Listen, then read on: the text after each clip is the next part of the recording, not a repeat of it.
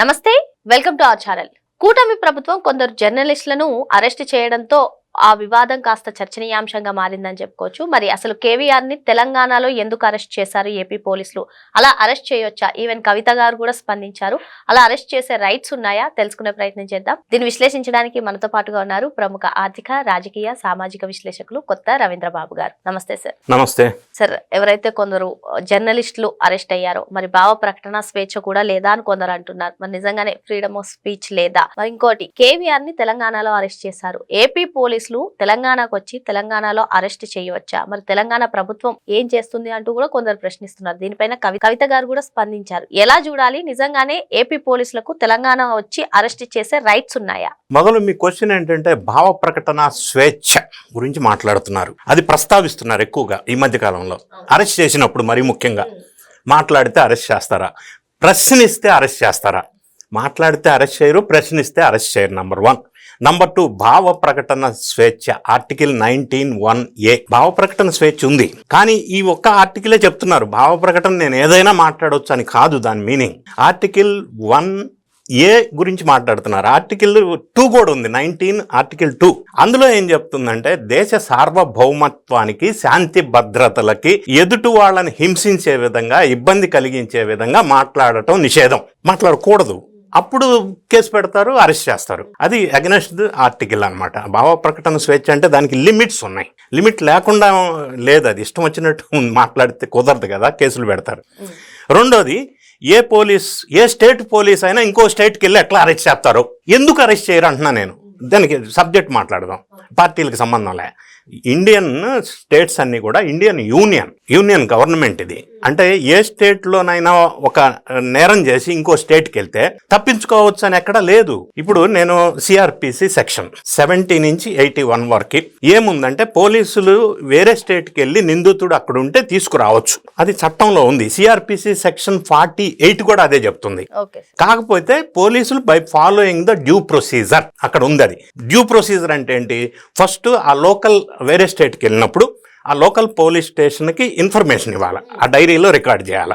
Second ఏంటంటే అక్కడ local magistrate దగ్గర ట్రాన్సిట్ పర్మిట్ తీసుకోవాలి, ట్రాన్సిట్ రిమాండ్ అంటారు. అది తీసుకున్న తర్వాత ఆ స్టేట్ నుంచి ఈ స్టేట్కి తీసుకురావచ్చు నిందితులుగా ఉన్న వాళ్ళని. సో తీసుకురాకూడదు అనేది లేదు, పోలీస్ తీసుకురావచ్చు వేరే స్టేట్ నుంచి by following the due procedure. ఇక భావ ప్రకటన స్వేచ్ఛ అంటే ఇష్టం వచ్చినట్టు మాట్లాడితే కుదరదు. ఇప్పుడు ఇందుకు మనం వేరే స్టేట్ ఎగ్జాంపుల్స్ కూడా అవసరంలా. గతంలో ఇలా నోటికొచ్చినట్టు మాట్లాడినప్పుడు తెలంగాణ నుంచి పోసాని కృష్ణమురళిని తీసుకొచ్చారు.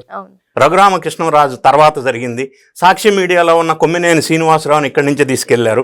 ఇప్పుడు మీరు మాట్లాడారు కవిత గారు, ఎట్లా తీసుకెళ్తారు? తెలంగాణ పోలీసులు ఏం చేస్తున్నారు, తెలంగాణ గవర్నమెంట్ ఏం చేస్తుంది క్వశ్చన్ చేస్తున్నారు. మరి కవిత గారు ఢిల్లీ లిక్కర్ స్కామ్లో ఉన్నప్పుడు ఆమెను అరెస్ట్ చేశారు కదా, మరి ఢిల్లీ లిక్కర్ స్కామ్ కదా అది, ఆ పోలీసులు ఆ స్టేట్ వాళ్ళు కదా. సో అరెస్ట్ చేయకూడదని ఎక్కడా లేదు. సో భావ ప్రకటన స్వేచ్ఛ అనేది మితిమీరిపోతా ఉంది. ఫర్ ఎగ్జాంపుల్ చెప్తాను, ఇప్పుడు ఈ మధ్యకాలంలో బాగా సోషల్ మీడియాలో ఇవన్నీ ఎక్కువైపోయినాయి. ఎవడో నోటికి ఏది వస్తే అది మాట్లాడుతున్నారు, తిడుతున్నారు. దీనికి ఎగ్జాంపుల్, ఇంకొక ఎగ్జాంపుల్ కూడా తీసుకుంటే, ఇప్పుడు నిన్న జరిగిన సంఘటన, తమిళనాడు ముఖ్యమంత్రి విజయ్ని మాజీ మంత్రి, ప్రజెంట్ ఎమ్మెల్యే అనితా రామచంద్రన్ అని ఒక ఆమె ఏదో మాట్లాడారు నోటికి వచ్చినట్టు, నిన్న అరెస్ట్ చేశారు. అంటే సోషల్ మీడియా భావ ప్రకటన స్వేచ్ఛ అనేది దుర్వినియోగం అవుతుంది. ఇది ఏ స్థాయికి దుర్వినియోగం అవుతుంది అనే మీద Andhra Pradesh deputy chief minister Pawan Kalyan కూడా సీరియస్గా స్పందించారు. నిన్న ఆంధ్రప్రదేశ్ గవర్నర్ గారితో ఆయన భేటీ అయి ఈ పాయింట్ డిస్కస్ చేశారు. దీన్ని ఎలా అరికట్టాలి? సోషల్ మీడియా అరికట్టడానికి ఏమన్నా కొత్త చట్టాలు కావాలా? ఎందుకంటే ఇప్పుడు బెంగాల్లో లేటెస్ట్గా నిన్న ఒక బిల్లు పాస్ చేశారు, ప్రివెన్షన్ ఆఫ్ డిటెన్షన్ అని. అంటే అనుమానం వచ్చినా కూడా, శాంతి భద్రతలకి విఘాతం కలిగిస్తున్నాడనే అనుమానం వస్తే 1 సంవత్సరం దాకా జైల్లో పెట్టవచ్చు. అంటే అనుమానం వచ్చినా కూడా, దానికి సహకరించిన వాళ్ళని కూడా, దానికి ఫండ్స్ ఇచ్చిన వాళ్ళని కూడా. ఇది కొత్త చట్టం ఇప్పుడు బెంగాల్లో తీసుకొచ్చారు, కొత్తగా వచ్చిన గవర్నమెంట్. అంటే శాంతి భద్రతలు బాగా అరికట్టాల్సిన బాధ్యత ఆ స్టేట్ గవర్నమెంట్లో పరిధిలో ఉంటుంది. సో శాంతి భద్రతలు బెంగాల్ విషయం తీసుకున్నట్టయితే వాళ్ళు ఎందుకు తీసుకొచ్చారు ఆ బిల్లు? తీసుకురావడానికి రాజ్యాంగంలో అవకాశం ఉంది. ఫర్ ఎగ్జాంపుల్ నేను ఉపా చట్టం ఉంది, ఉపా చట్టం కూడా అటువంటిది. సో ఈ విధంగా ఒక చట్టాన్ని వాళ్ళు ఇంప్లిమెంట్ చేయాల్సిన అనివార్య పరిస్థితి అక్కడ ఏర్పడింది శాంతి భద్రతల పాయింట్ ఆఫ్ వ్యూలో. సో పవన్ కళ్యాణ్ ఈ మధ్య కాలంలో ఏం డెసిషన్ తీసుకున్నారు, ఆయన ఆఫీసులో ఒక సెల్ ఏర్పాటు చేశారు. ఈ సోషల్ మీడియా ఇటువంటి అదుపు తప్పిన వాళ్ళు ఏదన్నా ఉంటే ఆయనకి ఫిర్యాదు చేస్తే ఆయన యాక్షన్ తీసుకుంటా అన్నారు. దాని మీద ఒక ప్రణాళికాబద్ధంగా ఒక సిస్టమేటిక్గా దీన్ని అరికట్టే దిశలో కొన్ని స్టెప్స్ ముందుకెళ్తున్నాయి. అంటే దీని మీద చట్టం నెక్స్ట్ తీసుకురావాలా, తీసుకొస్తే ఎలా తీసుకురావాలా, అసలు సాధ్యమా కాదా టెక్నికల్గా, ఇవన్నీ రకరకాల కాంప్లికేటెడ్ సబ్జెక్ట్ కాబట్టి. ఒక క్వశ్చన్ సార్, ఏదైతే ఈ ఫ్రీడమ్ ఆఫ్ స్పీచ్ ని అడ్డు పెట్టుకుని పర్సనల్ అటాక్ చేస్తున్నారో దాని వల్ల ప్రభుత్వాన్ని ప్రశ్నించే నైతికతను కోల్పోయే అవకాశాలు ఉంటుందా ఇటువంటి కఠినమైన చట్టాలు కనుక అమల్లోకి వస్తాయి? అంటే చిన్న హెయిర్ లైన్ గ్యాప్ ఉంది. ప్రశ్నించటం వేరు, మాట్లాడటం వేరు, అదుపు తప్పి ఇష్టం వచ్చినట్టుగా వ్యక్తిత్వ హననం చేయటం వేరు. ఈ డిఫరెన్స్ ఉంది. అన్నీ ఒకలాగా ట్రీట్ చేయలేం కదా. ఎవడు ఇష్టం వచ్చినట్టు మాట్లాడి బూతులు తిడతా ఉంటే అది ఎలా టాలరేట్ చేస్తారు? అంటే ఇప్పుడు ఆంధ్రప్రదేశే కాదు, మిగతా అన్ని స్టేట్స్లో కూడా సోషల్ మీడియాలో భావ ప్రకటన స్వేచ్ఛ అని పేరు చెప్పి ఇష్టం వచ్చినట్టుగా ప్రవర్తిస్తే ఏమవుతుంది? ఆ స్టేట్లో కులాల మధ్య, మతాల మధ్య, మనుషుల మధ్య, ప్రజల మధ్య విద్వేషాలు రేకెత్తించడం, శాంతి భద్రతల సమస్యకు దారితీసే అవకాశం ఉంది. మరి దాన్ని కాపాడాల్సిన బాధ్యత స్టేట్ గవర్నమెంట్లో ఉంటుంది కాబట్టి దీని మీద కఠినంగా వ్యవహరించవలసిన అవసరం ఉంది. ఎవరు ఆ వ్యక్తిత్వ హననం చేస్తే ఎవరు ఊరుకారు, కేసులు పెడతారు.